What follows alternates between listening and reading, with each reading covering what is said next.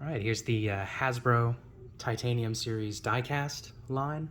At least, what I felt like digging out to show you. There's a lot more, but a lot of them are pretty beat up and don't look too great. I just kind of brought out all the coolest ones. First we'll go over the Gunship.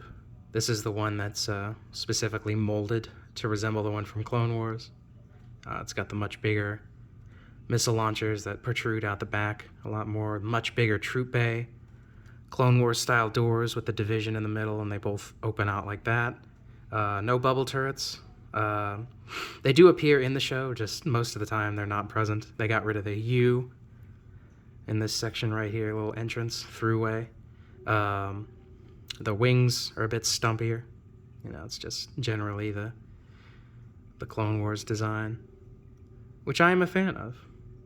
It's a little cartoonish, but it's cool to me that they did a version of this in the Titanium line. And then there's the Rebel Transport here. It's on the rarer side. You can see on the bottom there, just droves of paint on this one. This one looks very good. I like this one a lot. There's your little, pilot tower up there. And the engine's not painted, unfortunately. Here's the Nemoidean Shuttle. Another one I believe is on the rare side. I could be wrong. But there you go. No painted engines. That's where they would be. That's your little doors to... There's a bay that comes out flat and then lowers down so you can get out of it. This one, unfortunately, doesn't have moving landing gear. They're just always deployed. That is something the Titanium line does pretty frequently, like the Millennium Falcon mold. Just has permanently extended landing gear, which always bugged the hell out of me. There's your cockpit right there. And that's it for that one.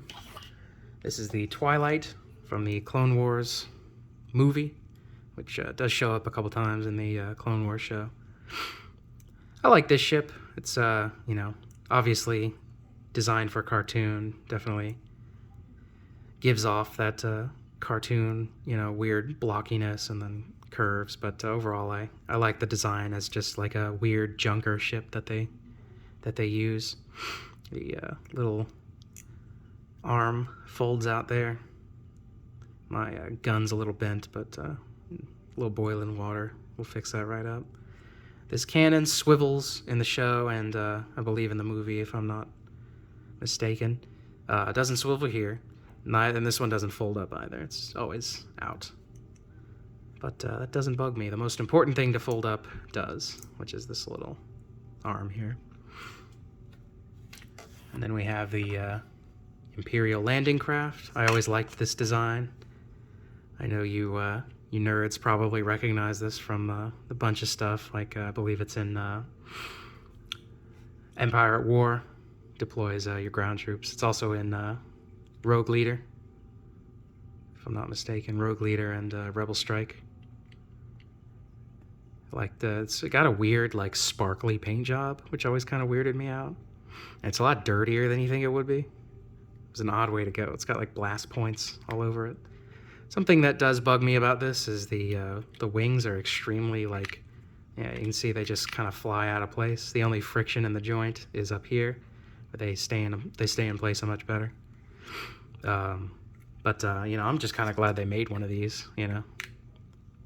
All the obscure little ships. And then I believe this one is on the harder side to find the Clone Wars Obi-Wan's Jedi Starfighter. I always wanted this one pretty bad when I was a kid, and I was never able to get it. A lot of detail on this one. Those fine little greeblies. It always weirded me out that it looks like the paint's been scraped off, but that's just kind of how they painted it. It seems like you could just forego the effort of painting the scratched off paint and just kind of let people ruin them, and that would kind of do the job. Cockpit opens on this one, like that. You can see inside. There's your cockpit detail. There's that one.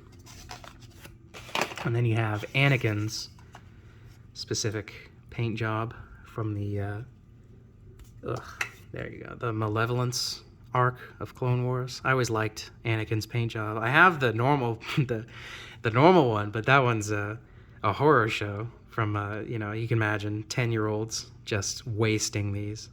So the paint job is ruined on that one.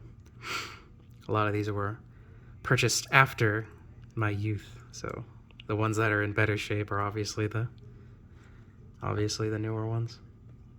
Let me see if I can deploy this. There we go. Deploy the landing gear. It's a little loose, but that'll do just fine. It's only meant to sit there. What's important is that it stays in. It doesn't fly out while you're, you know, playing with it. There's that one. And then you've got the V19 Torrent Starfighter. This one only sits on the stand when it's folded up like this, because this little piece has to come down and it blocks the little stand arm. But I always liked these ships. I believe the you know, the lore for these is that they were just kind of thrown into service because they needed some kind of space superiority fighter, so it wasn't really particularly good at anything. I always appreciate them writing in little details like that instead of just having every ship be the best at everything. You gotta write in little weaknesses. Alright, on to the big boys. We got the Rogue Shadow here. Not the easiest to find loose. You see right there. I'm not super knowledgeable about Force Unleashed. I just kind of like this a lot. I know it's Starkiller's first ship that he gets. It's like an Imperial spy ship, and it definitely gives off that look. I love the asymmetric wing design. This, when it's in flight mode, should actually be up here. So it's just kind of rotated down because this thing can go into landing mode when you rotate these like that and just kind of set it down, which I appreciate. I'm glad it does something. I just wish they had left that in flight mode because it looks a little strange when it's flying around. But there's your Rogue Shadow. And then the Nebulon B. Another difficult one to find loose. The ones that, you know, all the rarest ones are, you know, always kept in the package. So it's, you know, if you're a guy who prefers loose stuff, like I do, it's a little difficult to find. But the paint is a little, I mean, it's, you know, definitely accurate. But the paint on this one is definitely more muted. It's kind of just all one tone, which, you know, is how this big metal Hulk would look. So I definitely appreciate that. There's your engines painted in. I always loved the medical frigate. You got your Hailfire Droid right here. Very, very nice paint on this one. Definitely like it a lot. It's got one feature, the little rotating gun on the bottom here. And then you got your reflective paint on the sides, metallic. And then your little red eye there. You got all your missiles. Yeah, definitely like that one a lot. Now this one, from one of my favorite games, not Battlefront 2. I do like Battlefront 2 a lot, but I believe this one began its life as the Republic fighter tank in the Clone Wars GameCube game. That is what I know this from. Of course, this one is from Battlefront 2 because it's got the little turret on top. But I always think of it as being from that Clone Wars game. Paint's a little splotchy right there, a little bit of the maroon leaked out. Doesn't look too great, but that's how it came from the factory, so. There's that one. And you got your Republic Shuttle right here from the Clone Wars movie. I believe it made its first appearance there. The wash. You see my gun's a little bent. The wash here, they were a little too intense on that. It doesn't match up with the rest, but, you know, yet again, it came from the factory like that, so. Yeah. Was not the biggest fan of this design, but, you know, it looks like a Republic shuttle, and it does its job. And then you can see in the back here, what is that? That is a carded Rogue Shadow. It's on the more difficult side to find. I always love keeping the original price stickers on. I don't know why this guy scratched it out. Because no matter how much it's worth in the future, it's always fun to know that it was like, you know, $3 back in the day. But the card itself is in pretty good shape. It's a little smacked around and bent, but that's about all I can ask for this one.